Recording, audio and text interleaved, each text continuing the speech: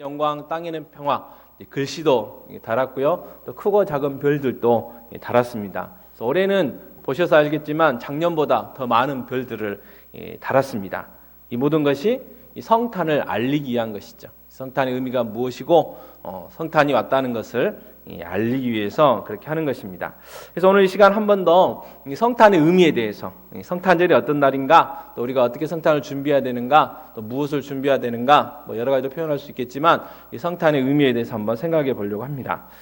자, 오늘 말씀대로 하나님께서는 때가 되자 예수 그리스도를 이 땅에 보내주셨습니다. 특별히 모든 역사를 주관하시죠. 이 로마의 황제로 하여금 호적 조사를 다 하게 하죠. 그래서 이 예수님의 육신의 아버지였던 요셉과 마리아를 요셉의 고향인 베들레헴으로 가게 합니다. 왜냐하면 이 성경에 예언된 대로 이 그리스도는 베들레헴에서 태어나야 되기 때문에 그렇습니다. 그래서 구약 성경의 구주가 이 그리스도가 이 베들레헴에서 태어날 것이라고 말씀하셨기 때문에 이 요셉과 마리아를 보내게 되는데 그 보내는 그 일을 로마 황제가 호적 조사를 하게 하심으로 인해서 이제 하게 하는 놀라운 또 역사를 주관하신 하나님의 역사하심을 보게 되죠. 자, 그런데 요셉과 마리아가 베들레헴으로 갔는데 방이 없었죠. 거할 방이 없었습니다. 그래서 이 마국간 또는 외양간이라 할 수 있는 이 동물들의 그 숙소에서 할 수 없이 출산을 하게 됐고, 그래서 거기서 태어난 예수 그리스도께서는 이 가축들의 먹이통인 이 구유에 그의 몸을 뉘우셨다고 성경은 이야기를 하죠. 하나님께서는 이 예수 그리스도의 탄생 소식을 이 천사들을 보내셔서 알리셨습니다. 그런데 이 예수님의 탄생 소식을 전하러 온 천사들이 간 곳은 예루살렘에 있는 헤롯의 궁전이라든지 바리새인과 서기관들이 살고 있는 이 그곳이 아니라 이 밤에 밖에서 이슬을 맞으며 양을 치고 있었던 이 목자들에게 갔던 것을 성경은 이야기를 하죠. 그래서 10절 말씀에 보면 천사가 이르되 무서워하지 말라. 보라, 내가 온 백성에게 미칠 큰 기쁨의 좋은 소식을 너에게 전하노라. 그렇게 이야기를 합니다. 그래서 천사들이 예수님의 이 탄생 소식을 전했는데 뭐라고 전했느냐? 큰 기쁨의 좋은 소식이다. 큰 기쁨의 좋은 소식. 그래서 예수님의 탄생이 왜 우리에게 큰 기쁨의 좋은 소식이 되는가 한번 생각해 보려고 합니다. 자, 14절 말씀에 성경이 이렇게 이야기하죠. 누가복음 2장 14절 말씀 함께 읽겠습니다. 지극히 높은 곳에서는 하나님께 영광이요 땅에서는 하나님이 기뻐하신 사람들 중에 평화로다 하니라. 그래서 이걸 줄여서 우리가 흔히 하나님께 영광 또는 하늘의 영광, 땅에는 평화 이제 이렇게 줄여서 표현하기도 하죠. 이 천사들이 찬송하며 노래한 내용입니다. 그리고 이 노래를 마치고 하늘로 올라갔다고 성경은 이야기를 하죠. 그래서 이 예수님의 탄생은 하나님께는 영광이 되는 일이고 또 예수님의 탄생은 땅에서 하나님이 택한 사람들에게는 이 평화를 가져다 주는 이 평화가 되는 일이다. 그렇게 이야기를 합니다. 자, 그렇다면 왜 예수님의 탄생이 하나님께는 영광이 되는 걸까? 이 사실을 먼저 생각해 봐야 되는데 먼저 하나님 어떤 분이신가 생각해 볼 필요가 있죠. 구약 성경에서 하나님께서 하나님을 소개하실 때 여호와라는 이름을 소개해 주셨는데 이 여호와라는 말에는 세 가지 의미가 포함되어 있습니다. 스스로 존재하는 자, 스스로 만족하는 자, 용존하는 자. 그래서 첫째로 하나님은 스스로 존재하시는 분이시라고 우리에게 알려주셨습니다. 자, 이 세상에 존재하는 모든 것들은 원인이 있습니다. 이 말은 다른 말로 표현하면 누군가가 만들었기 때문에 존재한다는 것이죠. 성경은 하나님께서 만드셨다고 말씀을 하시죠.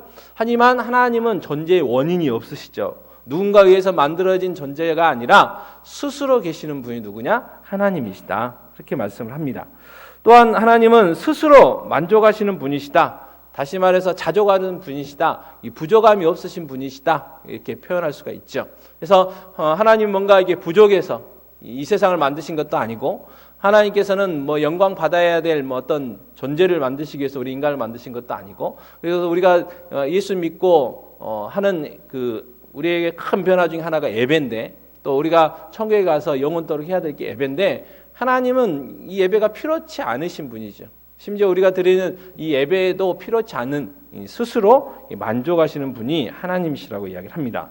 그리고 세 번째 하나님께서는 용존하신 분이십니다. 시작도 끝도 없는 분이 하나님이시죠. 인간은 시간과 공간의 지배를 받죠. 특별히 시간의 지배를 받습니다. 그래서 태어나고 그리고 언젠가는 이제 죽게 되죠. 언제인지는 모르지만 모든 사람들이 그랬고 이 세상에 존재하는 모든 것들이 시작이 있으면 끝이 있죠. 그래서 새거였던 것들도 시간이 지남에 따라 낡아지게 되고, 또 동물도 태어날 때가 있지만 죽는 때가 있고, 식물도 마찬가지고, 그리고 인간도 우리의 선조들이 그랬고, 또 우리의 주위의 사람들이 그러한 것들을 우리가 보게 되죠. 그러나 하나님은 시작도 없고 끝도 없는, 우리가 알고 있는 이 시간의 지배를 받지 않는 분이 누구냐? 하나님이시다. 그래서 하나님을 알파 오메가라 그렇게 우리에게 소개하고 있습니다. 하지만 이 땅에 존재하는 모든 것과는 달리 영원부터 영원까지 존재하시는 분, 그분이 하나님이시다 그렇게 이야기를 합니다. 그러나 성경에서 강조하고 있는 것 중에 하나, 또 전도서에서도 우리에게 강조하고 있는 것, 뒷부분에 특별히 11장 12장에서 강조하는 건 뭐냐면, 하나님은 무엇보다 창조주라는 거죠. 창세기 1장 1절 말씀, 우리가 잘 아는 말씀인데 같이 한번 읽어볼까요? 시작. 네. 성경은 밑도 끝도 없이 이렇게 시작합니다. 태초에 하나님이 천지를 창조하셨다. 믿어라. 그래서 거기에 대한 증명을 하지 않습니다. 이래서 하나님이 창조했고 이래서 하나님이 창조주가 되신다 그렇게 하지 않습니다. 그냥 하나님이 창조하신 그 창조의 내역들을 이야기를 하죠. 그래서 태초에 하나님이 천지를 창조하시니라. 하나님은 창조주 하나님이시라고 성경은 우리에게 분명히 말씀하십니다. 그리고 그 하나님이 모든 것을 만드셨는데 그 중에 인간도 만드셨다고 이야기를 하죠. 그래서 창세기 1장 27절 말씀, 하나님이 자기 형상 곧 하나님의 형상대로 사람을 창조하시되 남자와 여자를 창조하시고 이렇게 분명히 말씀하십니다. 그래서 하나님이 만드신 그 창조물 중에 아주 훌륭한 창조물이지만 우리 인간은 이 피조물이라는 사실을 기억을 해야 되는데 인간이 그렇지 못했다는 거죠. 자, 창조주 하나님께서 인간을 만드시고 에덴 동산에서 살게 하시며 필요한 모든 것들을 다 공급해 주셨지만 하나님이 창조주시고 우리 인간은 피조물이라는 사실을 알게 하시려고 하나의 명령을 내리시죠. 그게 창세기 2장 17절 말씀인데 같이 읽겠습니다. 이 선악을 알게 하는 나무의 열매는 먹지 말라. 내가 먹는 날에는 반드시 죽으리라 하시니라. 하나님께서 요구하신 것은 내가 창조주고 넌 피조물이라는 사실, 그걸 이렇게 말씀하신 거죠. 자, 그런데 인간이 어떻게 했습니까? 사탄의 꾀임에 빠지게 되죠. 사탄이 기가 막히게 꼬신 건 뭐냐면, 너 그거 먹으면 하나님이 돼. 선과 악의 기준이 하나님께 있는데 네가 선과 악의 기준을 구별할 수 있어. 네가 기준이 될 수 있어. 그렇게 이제 꼬시게 되죠. 그래서 창세기 3장 6절에 이렇게 말씀합니다. 여자가 그 열매를 따먹고 자기와 함께 있는 남편에게도 주매 그도 먹은지라. 성경은 우리에게 이야기를 하죠. 자, 인간은 창조주가 되고 싶어서 창조주 하나님으로부터 독립하고서 스스로 자기가 자기 삶의 주인이 되려고 사탄의 게임에 빠져서 먹지 말라는 것을 먹었는데 그렇다고 자기 삶의 주인이 됐냐? 아니죠. 마귀의 종이 됐죠. 마귀의 종. 그래서 인간은 스스로 자기 삶의 주인이 될 수 없습니다. 왜냐하면 하나님이 만드신 피조물이기 때문에 그래요. 피조물이기 때문에. 그래서 누군가를 섬겨야 돼요. 하나님을 섬겨야 되는데 이 하나님의 명령을 어기고 누구를 섬기게 됐느냐? 마귀를 섬기게 된 거죠. 그래서 마귀의 종이 된 것입니다. 하지만 하나님은 인간을 절대 포기하지 않으셨죠. 이사야 42장 8절에 이렇게 말씀하시는데 같이 읽겠습니다. 나는 여호와이니 이는 내 이름이라. 나는 내 영광을 다른 자에게 내 찬송을 우상에게 주지 아니하리라. 아멘. 하나님의 기가 막힌 창조물인 우리 인간이 하나님을 찬양하고 하나님께 영광 돌려드리는 게 아니라 마귀를 찬양하고 마귀의 영광 돌려드리는 것, 그거를 하나님 용납하지 않으시겠다고 이야기를 하시죠. 그래서 인간들을 구원하셔서 하나님을 섬기고 하나님께 영광을 돌릴 수 있도록 하나님의 자녀로 인간들을 회복하기 위해서 구원의 방법을 세우셨습니다. 그게 바로 예수 그리스도를 이 땅에 보내시기로 하신 것이죠. 그래서 예수님을 보내셔서 십자가에서 죄의 문제를 해결해 주시고 또 하나님께 택한 사람들을 하나님의 자녀로 회복시켜 주셨죠. 그리고 그들이 자기의 이제 본문을 알게 된 거죠. 아, 하나님이 나의 창조주시고 내가 그분의 피조물이고, 그리고 그 하나님께 내가 예배해야 되고, 그 하나님을 섬겨야 되고, 그 하나님을 의지해야 되고, 그 하나님을 하나님답게 해야 되는 일이 내 삶의 본분이구나 하는 것들을 깨닫게 하시는 거죠. 다시 말해서 하나님께 영광을 돌려드리는 그런 삶을 살게 하십니다. 그래서 먹든지 마시든지 무엇을 하든지 하나님의 영광을 위하여 할 수 있도록 하나님의 자녀로 우리를 회복시켜 주시는 것이죠. 예수님께서 이 땅에 오심으로 인해서 하나님의 자녀들, 하나님의 백성들이 회복될 뿐만 아니라 이제는 하나님의 뜻이 이 땅에서도 이루어지게 된 것입니다. 마태복음 6장 10절에 이렇게 말씀하시죠. 나라가 임하시오며 뜻이 하늘에서 이루어진 것 같이 땅에서도 이루어지이다. 그래서 하나님의 자녀들 회복되어져서 하나님을 하나님답게 하나님께 영광 돌려드릴 수 있는 일, 그리고 하나님의 뜻이 이 땅에서 이루어지는 일. 다시 말해서 하나님이 처음 계획하신 그 하나님 나라가 이 땅에서도 이루어지게 되는 그 일이 예수님이 이 땅에 오심으로 인해서 될 수 있었다는 일이죠. 그래서 예수님의 탄생은 하나님께 영광이 되는 일입니다. 다음으로 예수님의 탄생이 왜 땅에는 평화가 됩니까? 하나님을 떠난 인간은 하나님과 원수라고 이야기를 하죠. 골로새 1장 21절에서도 분명히 말씀하시는데 같이 읽겠습니다. 전에 악한 행실로 멀리 떠나 마음으로 원수가 되었던 너희를. 그래서 하나님을 떠난 인간은 하나님과 관계가 원수입니다. 원수. 그리고 하나님을 떠난 인간은 하나님께 진노를 받게 되어 있다고 에베소서 2장 3절에서 이야기를 하시죠. 에베소서 2장 3절도 함께 봉독하겠습니다. 전에는 우리도 다 그 가운데서 우리 육체의 욕심을 따라 지내며 육체와 마음에 원하는 것을 하여 다른 이들과 같이 본질상 진노의 자녀이었더니. 아멘. 그래서 우리는 죄 때문에 하나님과 원수였고 우리는 하나님께 진노를 받을 수밖에 없는 그런 존재였죠. 그래서 이 죄 때문에 이 불안과 죽음의 공포 또 심판에 대한 그 두려움 속에서 살 수밖에 없다는 거예요. 인간은 일단 하나님을 섬기든 안 섬기든 교회가 세워진 것이든 교회가 세워지지 않는 것이든 일단 죽음 이후에 뭔가 심판이 있을 걸로 생각을 하죠. 그리고 천국과 지옥이 있을 걸로 생각을 하는 거예요. 이제 성경이 들어오고 복음이 전파되는 곳에 정확하게 이제 그 이유들에 대해서 알게 되지만, 그래서 죄인은 불안과 죽음의 공포와 심판에 대한 두려움 속에서 살아갈 수밖에 없는 것이죠. 그런데 예수님께서 이 땅에 오심으로 인해서 하나님과 우리의 그 원수의 관계가 이제는 하나님과 자녀의 관계로 된 거죠. 이 죄의 문제가 해결됐기 때문입니다. 그래서 로마서 5장 10절에 이렇게 말씀하시죠. 같이 읽겠습니다. 곧 우리가 원수 되었을 때에 그의 아들의 죽으심으로 말미암아 하나님과 화목하게 되었은즉 화목하게 된 자로서는 더욱 그의 살아나심으로 말미암아 구원을 받을 것이니라. 아멘. 하나님과 원수였던 우리가 예수 그리스도의 그 피로 인해서 십자가로 인해서 회복됐다는 거예요.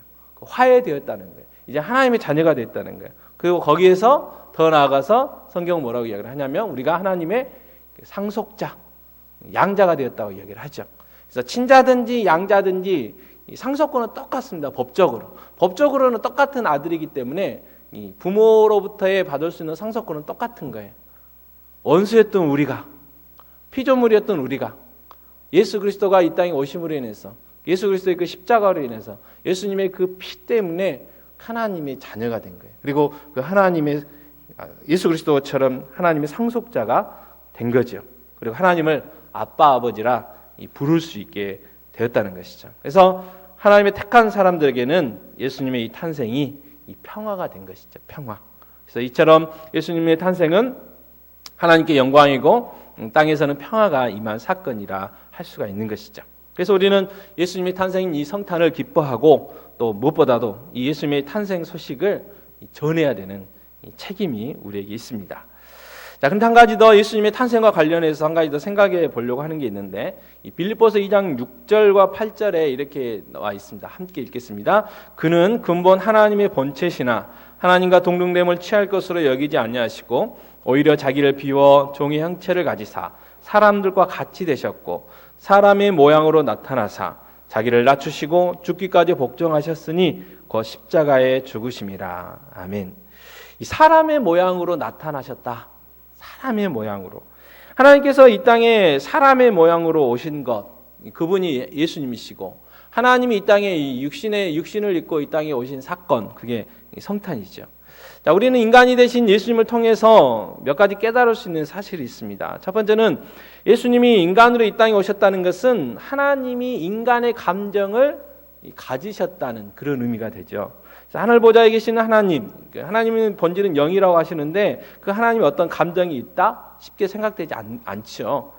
그러나 베들레헴에 탄생하신 그 예수 그리스도는 우리가 똑같은 감정을 가지고 계신 분이라고 말씀을 하십니다. 그래서 예수님께서는 이스라엘 백성들을 보고 이 목자 없는, 이 목자를 잃어버린 양과 같이 불쌍히 여기셨어요.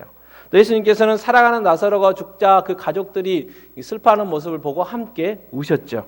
또 예수님은요, 바리새인들과 사두개인들을 보고 분노하셨어요. 그리고 성전에 들어가서 장사하는 사람들을 쫓아내시면서 또 분노도 하시기도 하셨고, 그래서 우리가 똑같은 그 감정을 갖고 계셨던 하나님이 누구시냐? 바로 예수 그리스도라는 것이죠. 희로애락의 모든 감정, 우리의 슬픔, 그래서 우리의 기쁨, 우리의 눈물, 우리의 한숨, 그 모든 것들을 다 정말 자세하게 이해하실 수 있는 하나님, 그분이 누구냐? 바로 예수 그리스도라는 사실을 우리가 한 가지 더 깨닫게 됩니다. 또 하나는 예수님이 인간으로 이 땅에 오셨다는 것은 예수님도 우리와 똑같이 시험과 고통을 당하셨다는 것을 의미하죠. 예수님은 가난한 집에서 태어나셨습니다. 요셉의 직업이 이제 목수라고 하죠.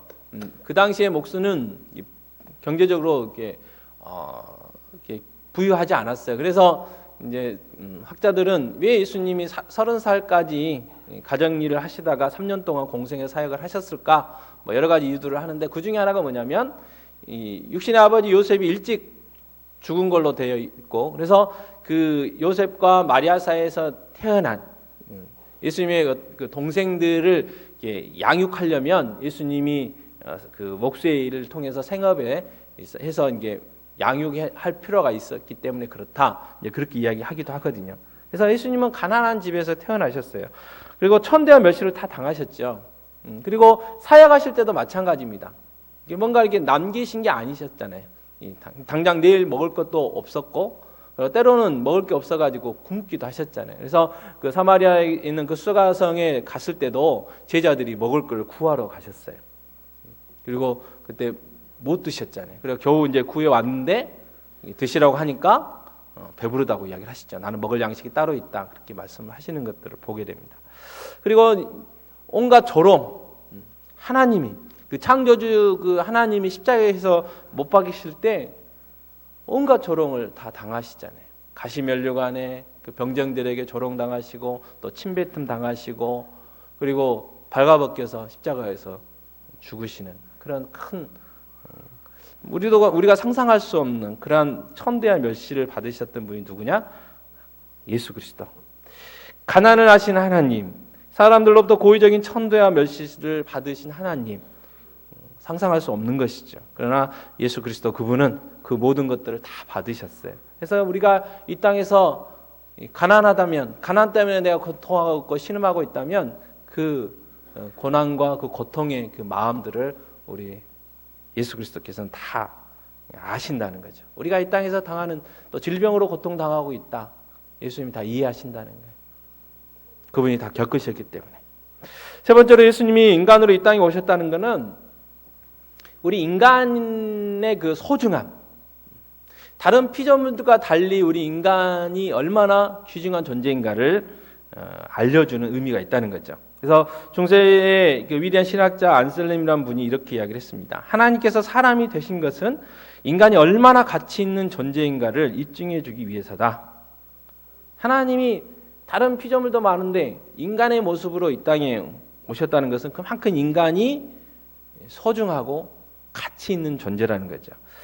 하나님께서는 우리 인간을 만드시고 심히 보기에 좋았더라, 그렇게 말씀하셨습니다. 심히 보기에 좋았더라. 또 인간을 만드실 때 그냥 만드시지 않았죠. 하나님의 형상대로 만들어 주셨잖아요. 그래서 하나님을 닮도록 만들어 주셨고 하나님의 인격을 심어 주셔서 하나님과 교제할 수 있도록 우리를 만들어 주셨는데, 이 죄를 짓고 타락하자마자 하나님의 형상이 일그러졌습니다. 그래서 하나님보다는 마귀를 닮아가게 됐고, 또 어떨 때는 정말 짐승보다 못한 그러한 존재가 인간의 모습이 되어버렸죠.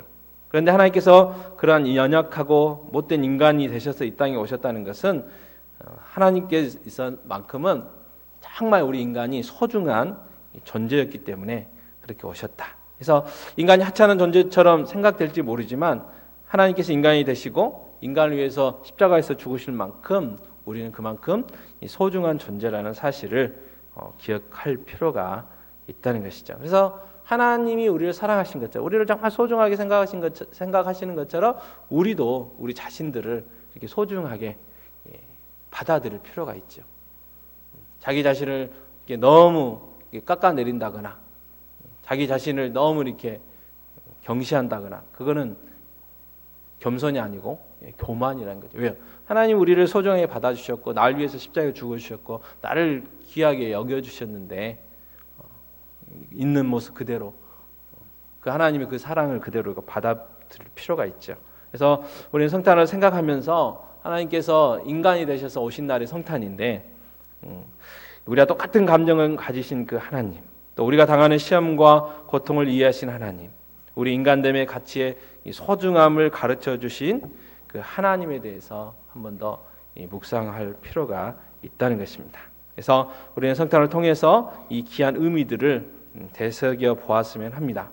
그래서 예수님의 탄생은 우리를 하나님의 원수에서 하나님의 자녀가 되게 하셨습니다. 또 예수님의 탄생은 이 죄와 죽음으로부터 우리를 자유롭게 해주셨죠. 또 예수님의 탄생은 하나님을 아버지로 모실 수 있게 해주셨고, 예수님의 탄생은 하나님은 우리의 감정을 이해하시고 우리의 시험과 고통을 다 이해하시고 우리를 소중하게 생각하신다는 것을 깨닫게 하는 날이 바로 이 성탄이라는 것을 우리가 기억할 필요가 있겠습니다. 자, 그렇다면 우리는 예수님의 탄생을 맞이해서 무엇을 해야 할까? 마태복음 2장 11절 말씀이 있는데요. 같이 봉독하겠습니다. 집에 들어가 아기와 그의 어머니 마리아가 함께 있는 것을 보고 엎드려 아기께 경배하고 보배압을 열어 황금과 유황과 몰약을 예물로 드리니라. 아멘. 이 동방에서 온 박사들이 예수님께 예물을 드렸습니다. 황금, 유향, 몰약 이 세 가지를 드렸습니다. 그래서 이 세 가지를 드린 것 때문에 성극을 하면 동방 박사들이 3명만 나오죠. 성경에는 뭐 3명이라고 나와 있지는 않지만 보통 4명 나와가지고 3명은 이렇게 선물을 드리고 1명 가만히 서 있으면 좀 그렇잖아요. 그래서 그랬는지 모르지만 어쨌든 이 황금은 이 왕권을 상징하죠. 그래서 예수님이 이 땅에 왕으로 오셨음을 알려주는 거죠. 또 유향은 하나님께 제사할 때 드리는 겁니다. 그래서 예수님이 하나님이시라는 사실 그것을 이제 알려주는 거고요. 몰약은 시체를 이렇게 안장할 때 쓰는 거죠. 그래서 예수 그리스도가서 이 땅에 십자가에서 죽으실 것을 상징한다고들 그렇게 해석을 합니다. 그래서 예수님이 그 3가지 직분, 왕의 직분, 제사장의 직분, 또 선지자의 그 직분. 그래서 이 땅에 예수님이 정말 구주로 그리스도로 오셨다는 사실을 이 동방에서 온 박사들이 그 아기 예수님께 그 예물을 드림으로 인해서 그 아기 예수가 어떤 분이신가를 알려주었다는 거죠. 마찬가지로 우리도 이 예수 그리스도의 탄생의 의미를 알려줘야 된다는 거예요. 모르는 사람들에게 알려줘야 됩니다. 성탄이 어떤 날인가? 성탄이 어떤 의미가 있는가? 예수가 누군가 알려줄 필요가 있다는 거예요. 제일 먼저 성탄 추리를 만드는 것이 제가 알기로는 백화점, 마트 그런 것들입니다.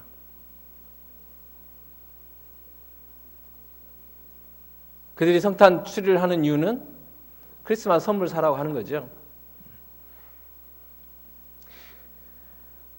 그래서 주일학교에서 설교를 하면 생일날 주인공은 누구냐? 뭐 생일 맞은 사람이다 이렇게 이야기를 합니다.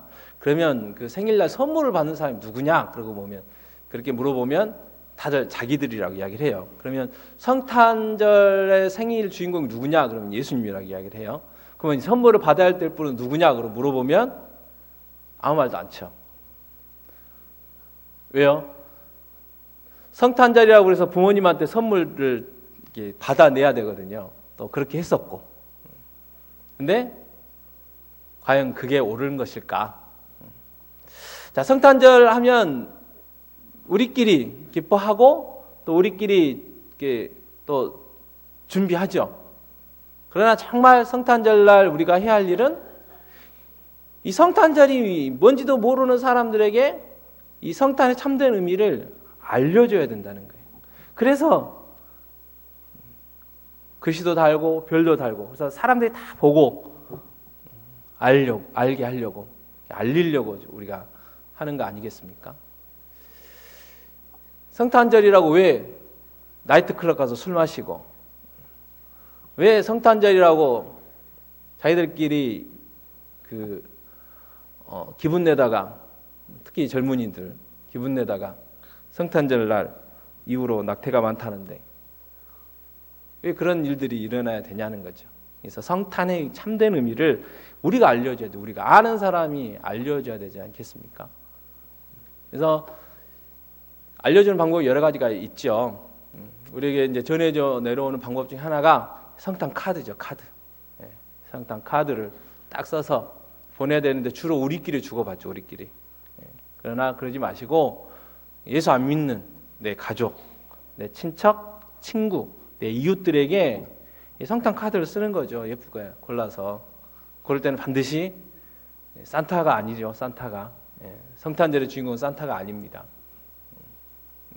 그래서 카드 고를 때도 그런 것들도 참고하셔서 해가지고 이 성탄이 왜 기쁜 날인가? 내가 왜 너에게 이 성탄의 카드를 보내는가? 이렇게 써서 성탄 카드를 통해서 이 성탄의 의미를 알릴 필요가 있다는 거죠. 자, 그런데 성탄 카드만 보내면 좀 그렇잖아요. 그래서 거기다가 선물도 딱 붙여가지고 이렇게 주는 거죠.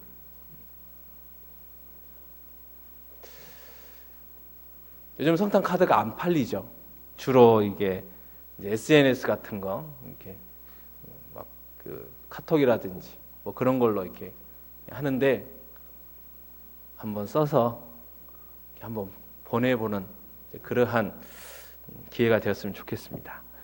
그리고 우리도 예수님의 탄생을 축하해야죠. 동방의 박사들이 예수님께 황금과 유황을 몰약을 돌려 드리는 것처럼 예수님의 탄생을 축하한 것처럼 우리도 또 예수님의 탄생을 모여서 축하하는 시간을 가져야 합니다. 그래서 이 성탄절 때마다 이제 예수 오심의 밤 해가지고 청년부 주관으로 해서 이제 하게 되죠. 올해는 25일이 주일입니다. 그래서 주일 저녁 예배 때 하게 될 텐데 그동안은 예전에는 안 그러셨겠지만 최근에는 그냥 주일학교 아이들만 대표로 했죠. 유치부부터 시작해가지고 청년부까지 이렇게 주일학교 부서들만 나와가지고 율동도 하고 뭐 50도 하고 때로는 뭐 성극도 하고 뭐 여러 가지 했는데 그건 아니죠. 그건 우리 모두가 해야 되잖아요. 우리 모두가. 그래서 지금 열심히 광고를 하고 있는데 악기 배우시는 분들 중에 한 팀이 이제 하겠다고 신청 들어왔고요. 또 성도님들 중에 작년 몇 분이 이제 50 하시겠다고 신청이 들어왔습니다. 그래서 목사님 주일날 광고하신 것처럼 이 구역끼리도 한번 해보셨으면 좋겠고 또 가족끼리 해가지고 또 오셔서 예수님의 그 생일을 또 이렇게 축하 예수님 앞에서 재롱잔치 한다고 할까요? 그래서 조금 준비하셔가지고 우리가 예수님의 오심을 축하했으면 하는 거. 그리고 직접 앞에 서서 하지 못해도 와서 앉아서 박수 쳐주고 우리가 기도할 때 대표 기도하시잖아요. 그리고 우리는 아멘 아멘 하면서 같이 하나님 앞에 기도하는 것처럼 오셔야죠.